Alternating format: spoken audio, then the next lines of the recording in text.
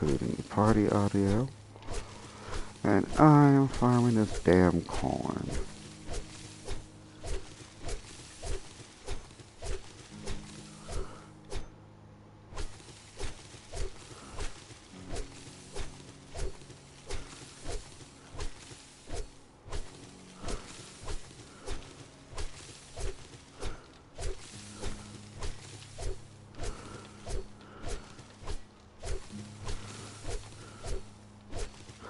Have you ever... Do you fuck with 40K? 40K, Warhammer.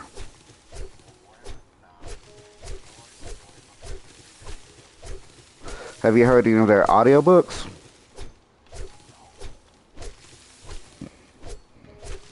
That's because I just found an audiobook and I'm about to play the bitch. Because they have a new...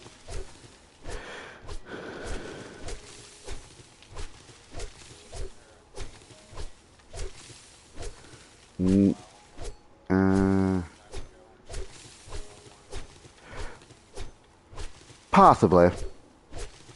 There's a high likelihood I probably did, honestly. I send random shit all the time. The amount of random shit I send to people, it would not surprise me if I did. My friend pissed me off once and I sent her a whole fuck machine. Just because I knew that her mom was going to be in town.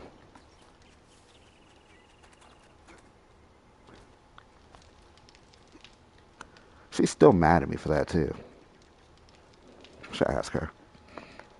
Shelly. Oh yeah, I do need to send you guys more random shit.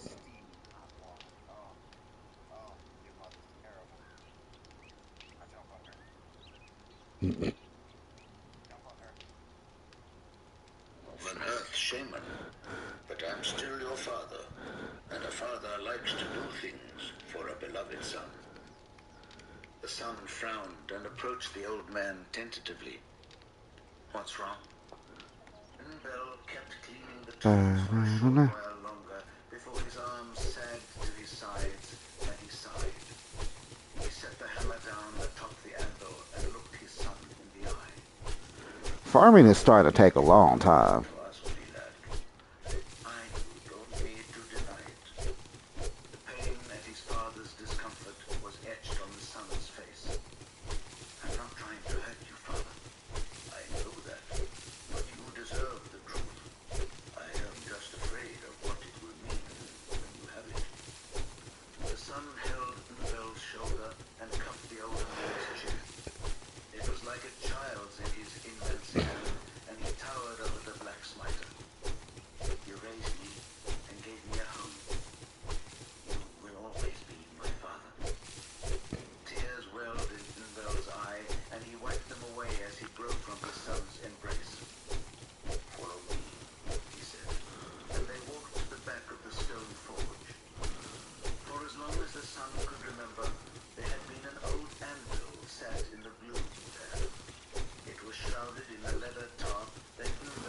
God damn, that was a long ass time to freaking farm. Rust colonized the surface of the massive anvil, and it shocked the sun to see such disrepair.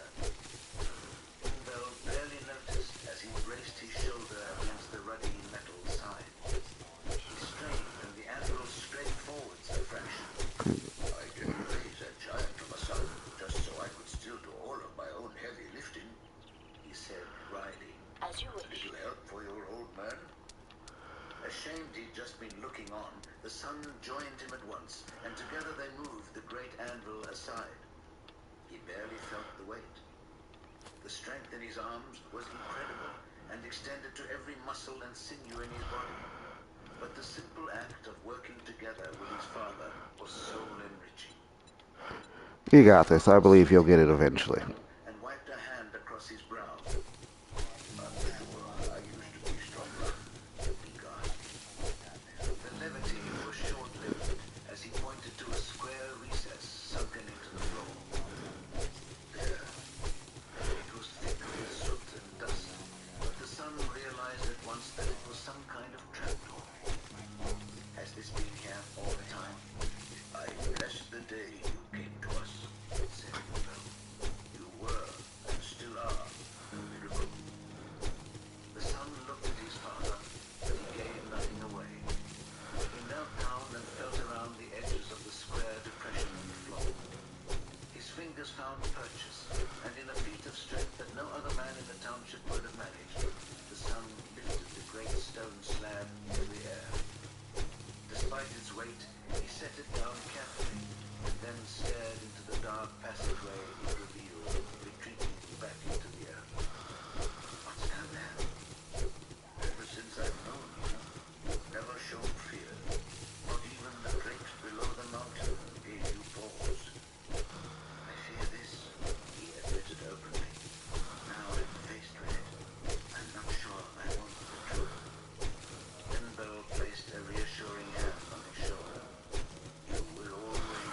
Let's see, Reggie, bro. Always. I He our told me farm has gotten stories so of the big darkness and that us sneaking fucking away trying to towards take the it all, black cloud I've had skies of the to use Everloom. my drone. As the sun went deeper, the edge of something hard and metallic began to resolve out of the blackness. I see something. Do not fear it, lad. I see. Echoing through the walls of the forge, a low, reverberant bellow stopped the sun's next faltering step. It was a warning. Up in one of the town's watchtowers, a horn was being blown. Even deep within the forge, Unbel and his son heard it. Relief swept through the sun as he abandoned the dark hollow and returned to the forge's gloomy light above. Truth will have to wait, he said. Unbel was scowling, reaching for his spear, his favored hammer already tucked into his tool belt. Dusk wraiths. Every tribe on Nocturne had its legends about them. They were the night fiends, the stealers of flesh, the dark specters, a waking nightmare brought to life when the skies became as crimson and the clouds boiled overhead. Few who had seen them had lived, and even those rare individuals were forever broken by the experience.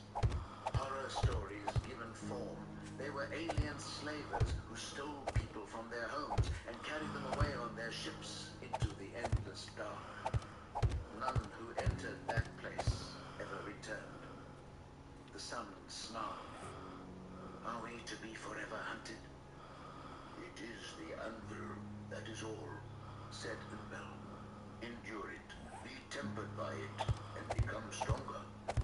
I am already strong, father. Unbel gripped his son's shoulder. You are, Vulcan. Stronger than you know.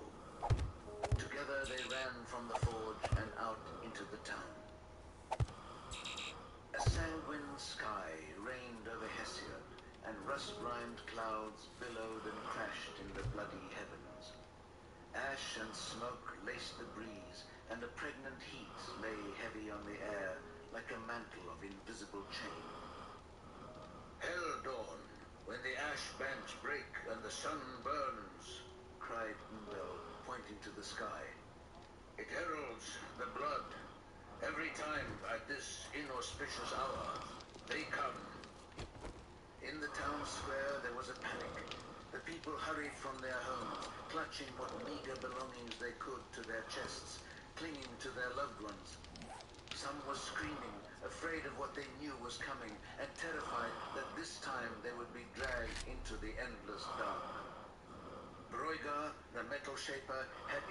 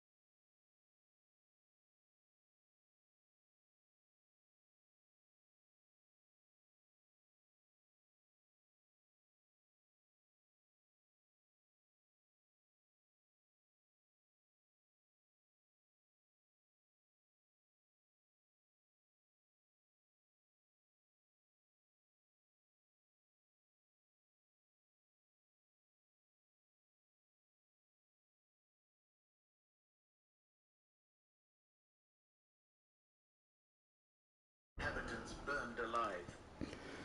Nomadic Sorok drovers fled as their herds were butchered. Dactylid carrion eaters turned lazy circles, black against the blood-red sky, waiting for any morsels the dusk wraiths might leave them. The drovers were oblivious to the creatures. They were running for Hesiod's walls, but Vulcan realized grimly that they'd never make it. Behind them, the dusk wraiths taunted and Yeah, shrieked. I sent you a Their new. I bearded canceled it, steeds so you're hovered gonna get above the another one. plain, jagged silhouettes against the red of Hell Dawn. Had to make some changes Though he because the was chicken too coop far wasn't away working. to hear it, Vulcan saw one of the drovers cry out as he was pinioned by barbed nets before a half-naked warrior witch impaled him on her spear. Others, tall, lithe creatures wearing segmented armor the color of night, cast javelins from the backs of their machines as they reveled in the hunt. When they were finished with the nomads and the villagers, they would come to Hesiod. Vulcan clenched his fists. Every Hell Dawn was the same. When the sky was shot red with blood, the shrieking would begin and the dusk wraiths would come. No man should be hunted, not like that. No son or daughter of Nocturne should be made to suffer as the drovers would. Exactly. If they weren't dicks, Life they was wouldn't get hard hunted. enough. Survival was hard enough. No more. Vulcan had seen what he needed to. He leapt off the rock, landing in a crouch. Unbel ran to him, breathless with his efforts of rushing the weak and the vulnerable to safety. Come on, we must hide too. Vulcan's face was stern as he rose to his feet and looked down on his father. While we hide, others suffer. He's like, I ain't getting blamed for shit. We stay and we all die. We can always fight. What? Bill was nonplussed. Against the dust wraiths? He shook his head. No, son. Alright, as I said. Like those herds out on the plain. Come. He seized Vulcan's arm, but was shrugged off. I will fight. All around them, the people of Hesiod were disappearing into secret alcoves and subterranean caves below the town. It would be the same across all of Nocturne. And Themis, Eliosa, Aethonian, and the rest. The 7 chief settlements of the planet would flee to their hollows in the earth and close their eyes to the nightmare. There they would stay while the dust wraiths ransacked and slaughtered, destroying everything they had fought and died to create. No, I'm pleading with you now. Hide like the rest of us. Vulcan walked away, headed for the forge. Unbel called after him. Where are you going? Vulcan! He went inside the forge without answering. When he emerged, he had 2 stout smiting hammers slung over either shoulder. The blood of these people may not flow in my veins, but I am still one of them. I am still of Nocturne, and I will see it tortured no more. Faced with the fury of his son's righteous anger, Unbel's despair turned to resolution. He hefted his spear. Then I won't let you stand alone. To object or deny him would be to insult his father, and Vulcan was not about to do that. Instead, he nodded, and an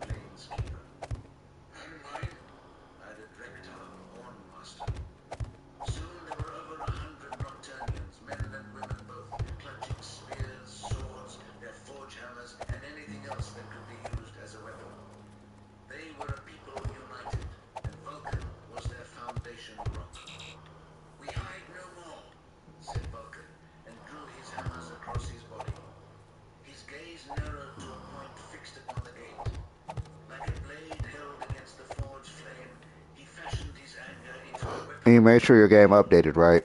Too long had they been prey. Now they would rise.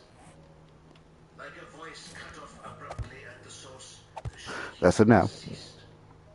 Silence Same persisted, as last time. haunted by the distant mewlings of mauled Sorok cattle or the pleas of dying drovers fallen just short of sanctuary. Alright, let me know when it does the Long update. before their tormentors appeared.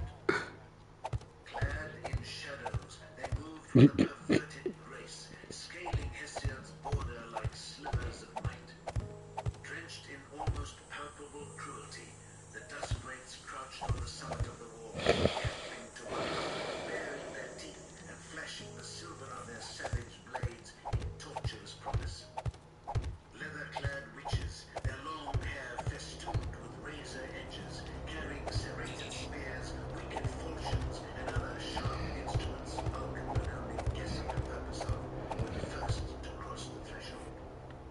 With feline surety, they landed on all fours, rolling up on two legs in a sinuous, swaggering motion that suggested their incredible arrogance and sense of superiority.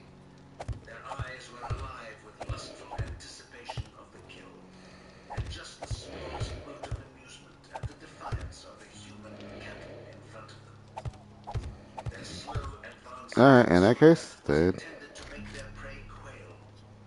Beside him, if it says you have the latest version, I'll send you update. warriors I just wanted to make sure you actually It did it, was a because remember source last of time you did not. vitality in the Duskwraith's formation. It put him in mind of the Leonid, the alpha hunters that stalked the Aridian plain. These creatures, these pale-skinned, androgynous things, possess none of the majesty of those great maned beasts. Vulcan's lips curled into a sneer. Soul-shrived ghost walkers, that is all you are. He stepped forwards. Return, he bellowed. Return to your ships and be gone. You will only find steel and death waiting for you here, and no longer cattle for your culling knives. One of the witches laughed. It was a chilling, evil sound. She said something to one of her kin in the barbed dialect of the Duskwraiths, and the lesser males snarled obediently. His eyes were tarry pits that narrowed as they settled on Vulcan. With a shrilling cry, he raced at the Nocturnian who had dared to defy the slavers. He was fast, like a lightning adder. Vulcan told the others, "Stay back," and rushed to meet the Duskwraith. The creature held his jagged knives behind him, leading with the angular point of his jutting chin. He wore no battle helm or mask, but a serpent tattoo was painted on the left side of his face. The distance between the combatants closed in moments, and just before the clash, the Duskwraith shifted his line of attack and blurred around Vulcan's flank, intending to gut him from his blind side. But Vulcan had seen the feint coming. Unclouded by fear, his battle instincts were honed to a monomolecular edge that the slaver could not possibly have accounted for. Yes, of course. He blocked the blow meant to cripple him with the haft of his hammer and brought the other one down on the witch's skull. A stunned silence fell over the crowd, both Nocturnian and Duskwraith, as Vulcan pulled his weapon from the gory smear he had left behind. He spat on the corpse and glared at the female witch. Not wraiths at all, just flesh and blood. The witch smiled, her interest and her ardor suddenly peaked. Monkey. She licked her lips, then blended back into the shadows. It's always Before trying to Vulcan follow could the come monkey. after her, the gate to the town of Hesiod exploded in a storm of splinters and fire. Vulcan was engulfed, reduced to a dark and hazy silhouette as the fire rolled over him. Shielding his eyes, he knew he would not die, and stepped from the conflagration unharmed. That alone gave the Duskwraiths aboard the skiff pause as it confronted him through the ragged gap in the wall. Warriors, the ones in night black armor, spilled round the edges of the skiff, eagerly brandishing hooks and blades. Vulcan snapped a Duskwraith in half as it swung at him, then crushed another with a blow from his fist. Behind him, he heard his kinsman attack as the people of